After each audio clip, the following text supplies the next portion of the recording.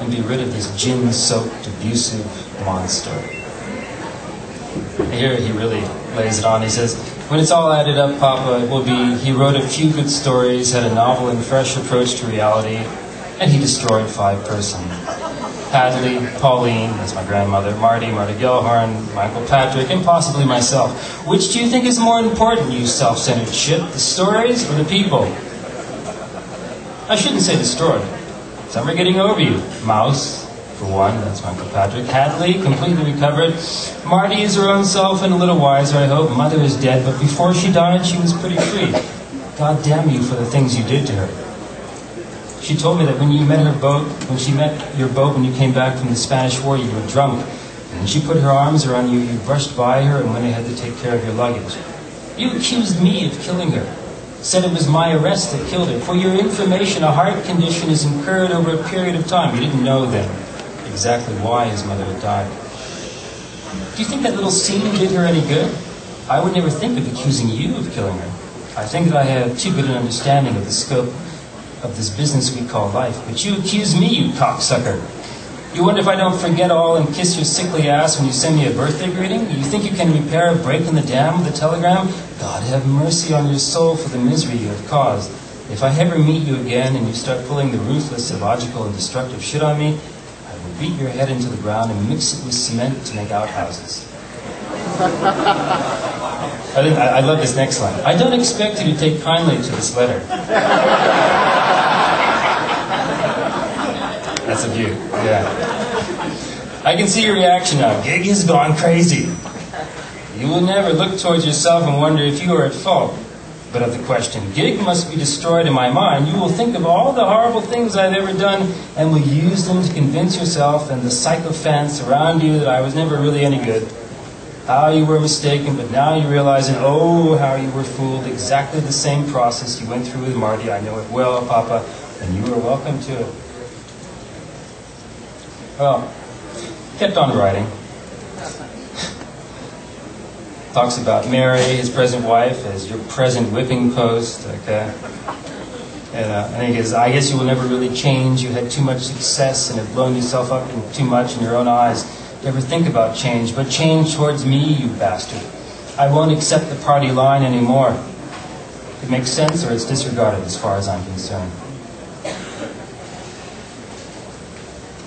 And all of this was caused because he had stolen some of my grandfather's wife Mary's intimate lingerie and had accused the maid. All right. And so this is what triggered this sort of barrage of missives between the two of them, along with what happened with his mother.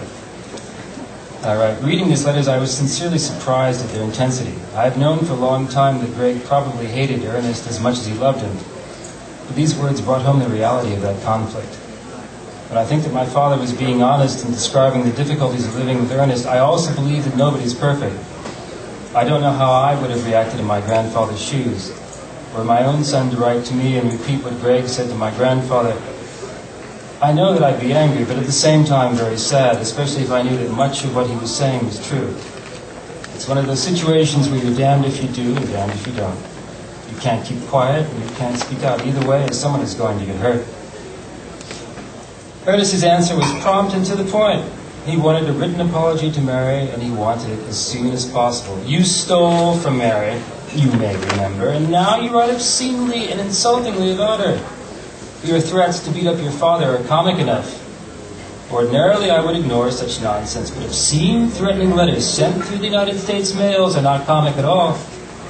Your letter of November 13th was sent when you had received a cable of congratulation for your 21st birthday by your friends and well-wishers here.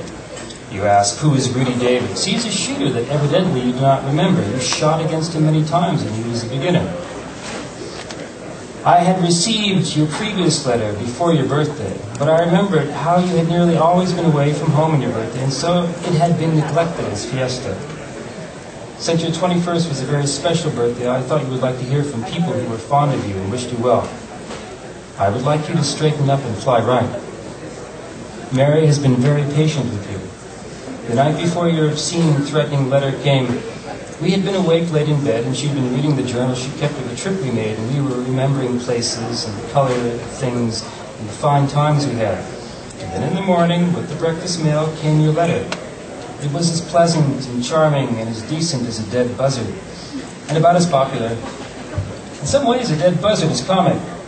In some ways, the letter was comic. But it was the Chattahoochee Choo-Choo comic. And that is the sort of comic you want to avoid. That's the train to keep off of. Straighten up and fly right, gig. I have learned from your letters, if I did not know it before, that I am not always a charming character. But I'm not a gin-soaked monster going around ruining people's lives. And all my friends are not sycophants. And then he lists all his friends. George Brown is not, Charles Sweeney is not, Sinsky, Amur, Pakshir not, Buck Lanham is not, Mr. Shelley is not, blah, blah, blah, blah, blah. He's got about a list of 50 names there, you know.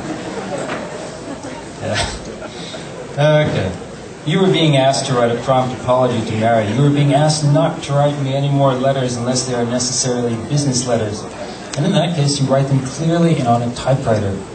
Your handwriting is ill-formed and illegible. When you have time in your hands, you might work on that. It has shown a progressive degeneration since you left prep school. Sometimes the degeneration in it has been shocking.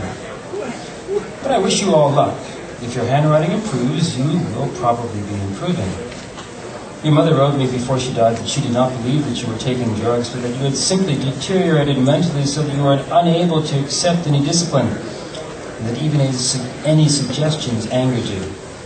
But she said that you still had flashes of your old charm and decency, and that we should never give up hope, and that you would come through whatever was happening to you. My father was bipolar. He was bipolar, as was Ernest. Right now, I could use a good flash of your old charm and decency. I cannot use any more obscene or threatening letters. Mary can do without your thefts and your insults. But at present, it is necessary to send her promptly a letter of apology for your letter of November 13th. Sin Madanas. Si mas nada. Your father, E. Hemingway. Greg wrote back to Ernest that he had no apologies to make. He admitted that he called Mary a goody-goody, but that she sometimes was one. He wrote that neither she nor Ernest was perfect, and that he had just as much right to criticize them when he thought they deserved it. He said that he was painfully hurt by Mary's reaction to Ernest's discovery that Greg had lied about the clothes. He says, "The clothes business is something that I have never been able to control, understand basically very little, and I am terribly ashamed of. I have lied about it before, mainly to people I am fond of, because I was afraid that they would not like me as much if they found out. It has been a terribly destructive influence in my life, and it is undoubtedly responsible for a lot of moral disintegration. I was very hurt by the cold way she treated me when I was done there with Jane. Well, that's okay. Maybe I deserved it. But I want you two to realize that you're not gods. No apologies, Miss Mary, but a lot of love to you." He finished by telling his father that he didn't want to be ordered around anymore, but that he still had a lot of love for him, that maybe this would eventually bring them back together again. Greg needed his own space, and Ernest did nothing to stop him. He knew how stubborn his son could be, just like his old man.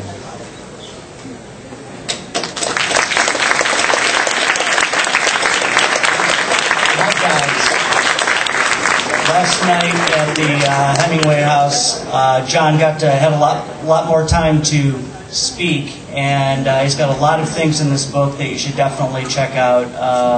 In addition to the experience of living with a bipolar father and a schizophrenic mother, and being the grandson of Ernest Hemingway, getting a lot into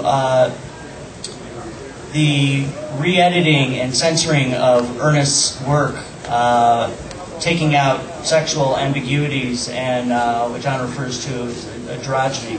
It's androgynous. Oh yeah, definitely. What I discovered is that we're going to have to cut it. Yeah, they were very similar. I mean, Ernest in his writings from as far back as the 1920s was exploring these themes, and no one was asking him to. Okay, like Father, like Son. But the style, different editors, the family, and a lot of people wanted to cover that up and keep the image of the macho Ernest Hemingway. You should read the book and check it out. Give it up again for John Hemingway.